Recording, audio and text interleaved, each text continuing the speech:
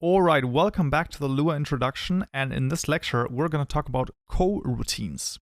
Now, this is a topic that's a little bit more advanced, I would say.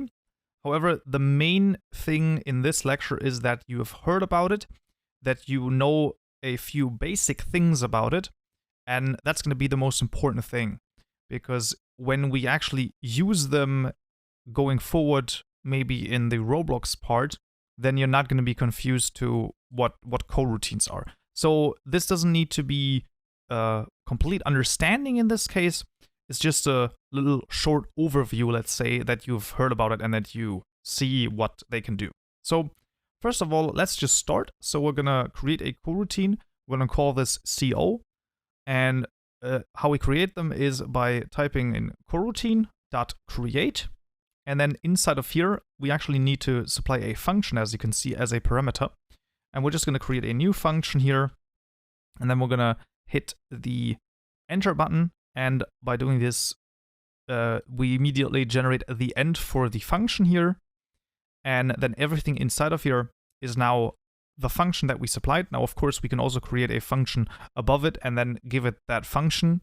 In this case, we're just going to do it all, let's say, inline. And just for demonstration purposes, we're going to do a short little for loop in here. We're going to say for, let's do till 8, and then 1, do this. So we're just going to go through from 1 to 8 in 1 steps, and we're just going to print out, let's say, coroutine,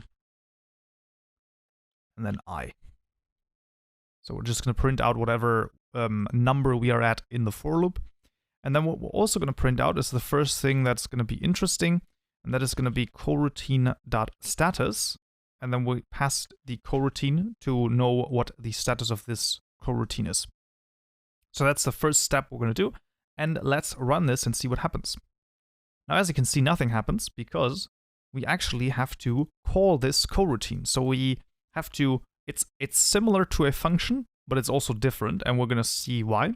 Because the first thing that we are going to look at is we're going to look at the coroutine status just for the moment. So we're going to say coroutine.status, another function that we can call, and give it a coroutine, and then we're going to print out the status with that. And we will see that this status is suspended at this moment in time. It's very important that there are 3 let's say, states a coroutine can be in. It starts in suspended, there you go, and it can also be running, and it can be dead. Dead, there you go. So those are the three status, 3 states, 3 statuses a coroutine can be in: suspended, running, or dead. It can only ever be in one of them, and depending on what happens, the coroutine is in that state. Now, it starts in suspended, and how can we make it run, let's say? We can do this by calling coroutine.resume, and then once again giving it the coroutine, so the CO variable we have defined here. And if we do this, then the coroutine will run, and it's going to print out coroutine 1, coroutine 2, and so on, and each time we would expect with the status of running. And then in the end, it would be dead, but we won't see that. This is why we're going to copy this, right? Once again, selecting this, Control-C, and then Control-V to paste it afterwards. So we're going to see that afterwards, after this resume method, it should say dead. Let's see if that happens. And indeed, this seems to be working. So we have, let's make this a little bit bigger. So first, it's suspended. And then we go through the first, right here, right, this one, this print, this is coroutine 1, and then it says, hey, I am running, right, this coroutine is running, and then we're going to print out 2, 3, and so on and so forth until we're at the last one, and then the coroutine is done, and then we're going to print out dead, because then the coroutine is dead. Okay.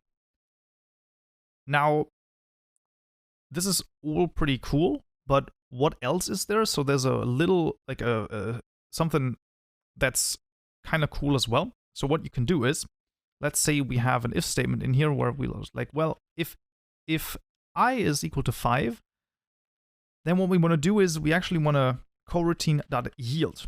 Now, yield is you can think of that, similar to, let's say, the break for a for loop. It's a little bit different, of course. There are way more nuances here, but you can think of that as, okay, if a yield is called, then the coroutine stops and is suspended again. So that's very important. So if we run this, the for loop is going to run through 1 to 5, and then it's going to hit this coroutine.yield.